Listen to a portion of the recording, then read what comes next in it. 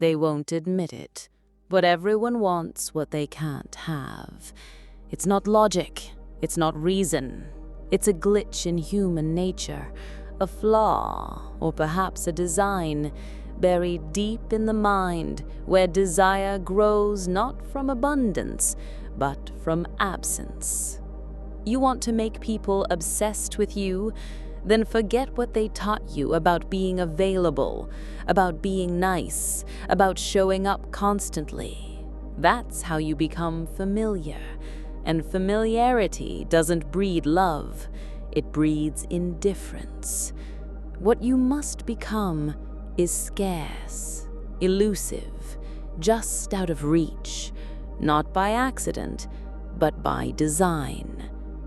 Machiavelli didn't write for the weak. He wrote for the ones who were ready to play reality as it is, not as it should be. He understood this. People don't chase what's near. They chase what they fear losing. They chase what withholds. So if you want obsession, not attention, not affection, but obsession, you must master what I call the 5 laws of scarcity. But I won't give them to you like steps. This isn't a recipe. This is a weapon. And like all weapons, it's dangerous. If you're careless, it will destroy you. But used with intent, it will bend the will of others to you completely. The first thing you must understand is this: visibility kills value. The more they see you, the less they feel you. And so you must pull back. Not all at once, that's too obvious. You must do it slowly, methodically. Let them feel your warmth, then disappear. Let them hear your voice, then go silent.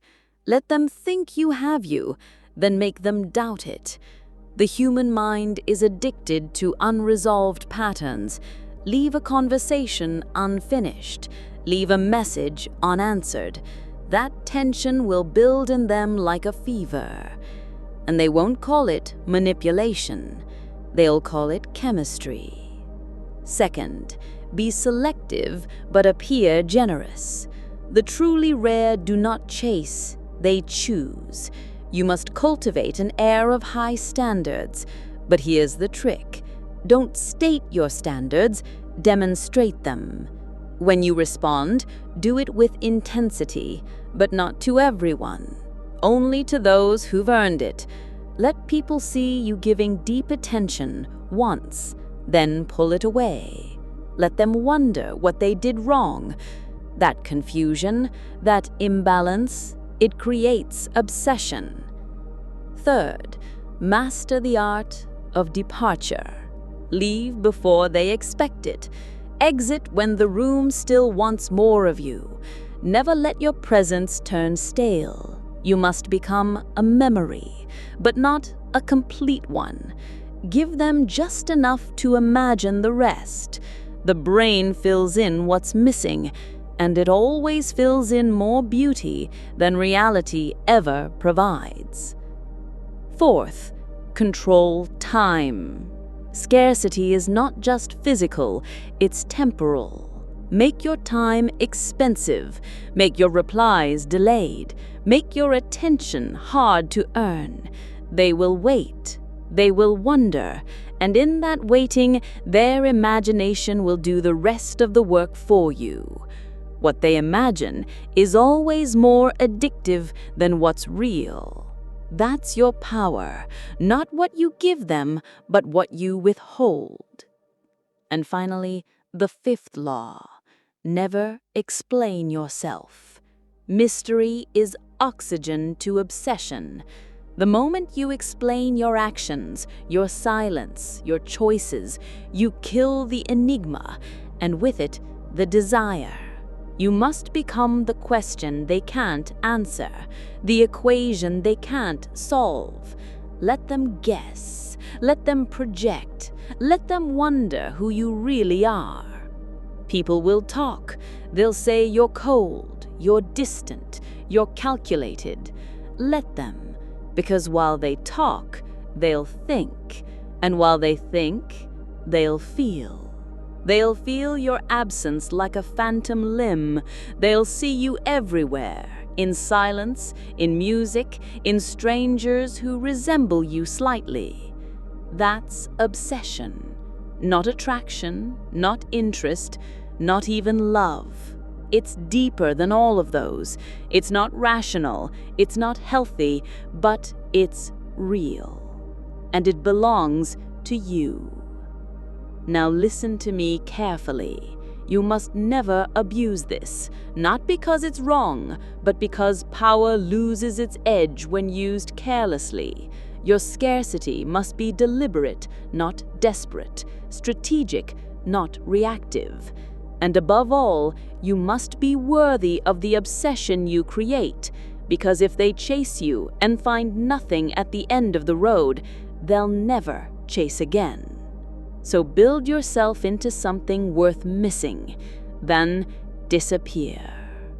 That's how gods are made. You see, scarcity is a language of its own, spoken not with words but with absence. When you are everywhere, you become nothing. When you are nowhere, you become everything. It's paradoxical, but that is the nature of desire. It thrives in mystery, in the gaps you leave behind. Think of the greatest figures in history, the leaders, the artists, the icons. They understood this instinctively. They did not fill every moment with their presence. They let the world chase shadows of themselves. They crafted their image in silence and distance, allowing obsession to blossom like a flower in the dark. But here's the truth most don't tell you. Scarcity alone is not enough. You must embody value. Without substance beneath the scarcity, you are simply a void, a hollow echo that fades with time. Scarcity is the spark. Value is the fire. You kindle desire by being rare, but you sustain it by being remarkable. When you master these laws, people don't just want you, they need you. Not because you give them everything, but because you withhold just enough to keep them coming back, endlessly searching, endlessly chasing, endlessly hoping. And here lies the true power of scarcity. It makes you unforgettable, not because you are perfect, but because you are unpredictable, because you are unreachable, because no matter how close they get, there is always more to uncover, or perhaps more to lose. But beware the trap of scarcity turned into ego. The moment you confuse withholding with arrogance, you lose the delicate balance. People don't crave the distant God. They crave the distant God who could come closer, but chooses not to. They crave the possibility, the tension, the endless edge of what if. So you must walk a tightrope between presence and absence, between revealing and concealing, between giving and taking away. You are the enigma, the question mark at the end of every conversation, the silence that lingers after the music stops. And in that silence, they will find you again and again, long after you have gone. That is obsession.